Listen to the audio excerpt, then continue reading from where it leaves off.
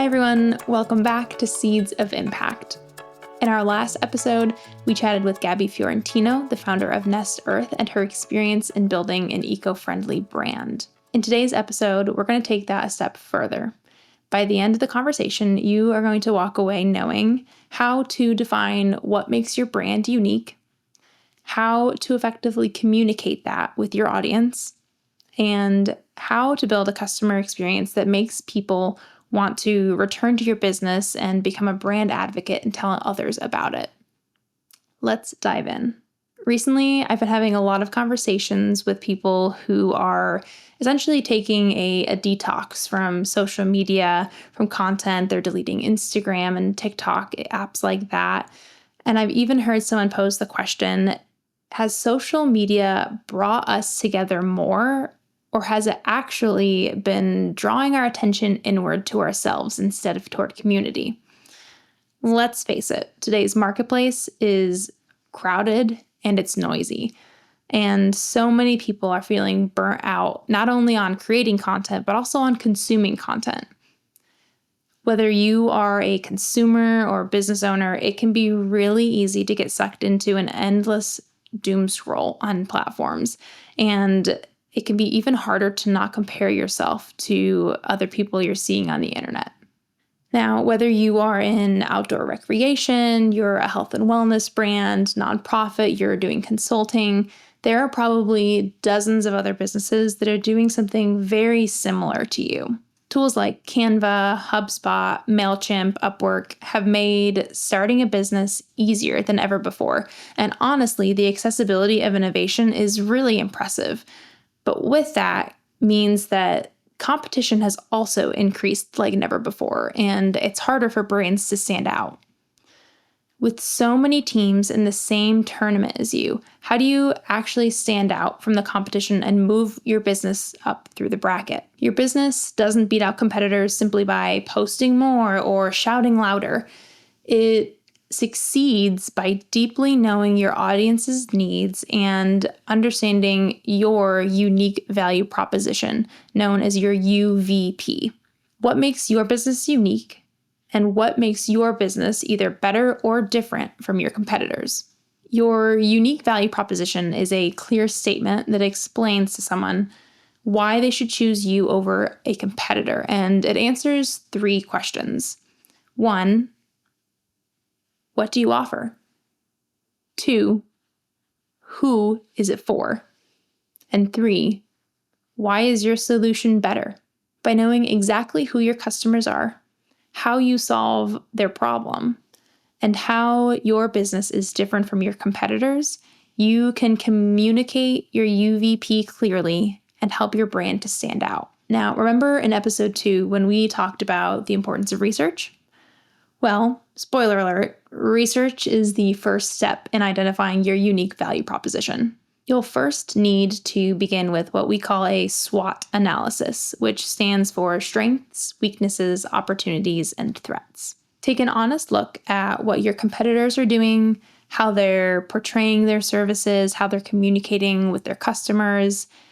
By noting what they do well, you'll be able to identify any gaps that they have in their business, whether that be their marketing, gaps with the products they're offering, their services, or their values. After evaluating the competition, it's time to look at your own organization. How would you fill out that same SWOT analysis for yourself? What areas do you excel in? What areas can you improve at?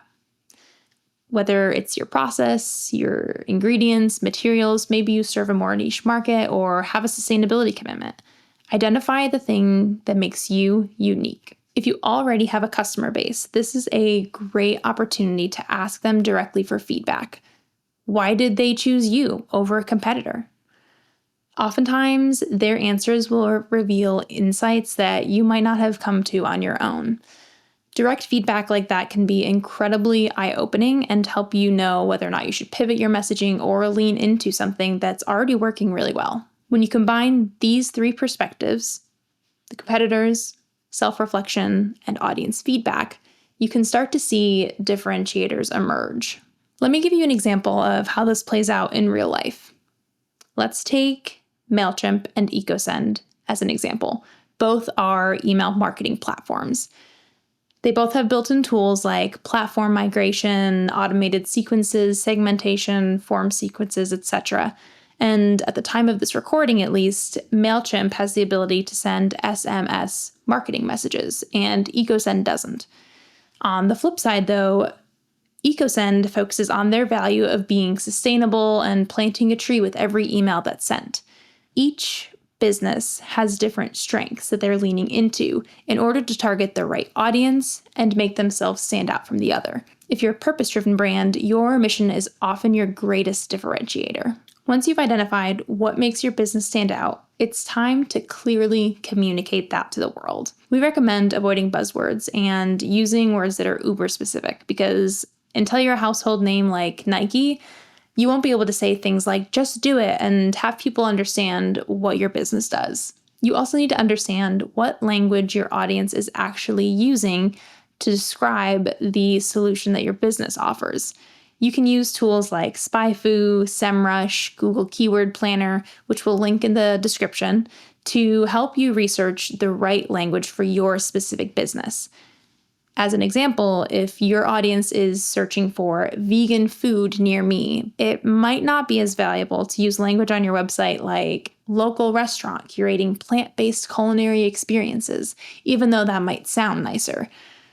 You can also use visual assets, graphics, brand photos, customer testimonials to further emphasize this message on your website. There is an art and a science to using the right keywords on your website. And we could talk all day long about things like SEO and AEO, but right now I want to leave you with this. Incorporate a handful of optimized keywords on your website, but don't overstuff your content. Like we talked about in a previous episode on building a memorable brand, you want to reinforce your message so that people, website crawlers like Google or AI platforms, all can understand what you do, no matter where they come across your brand, whether that's your website, your social media, through an email. You want to make sure your messaging is consistent, but we also don't want to be a broken record. In the end, even the strongest unique value proposition, though, won't stick if the experience doesn't match the promise. In saturated markets, your greatest secret weapon is your customer experience.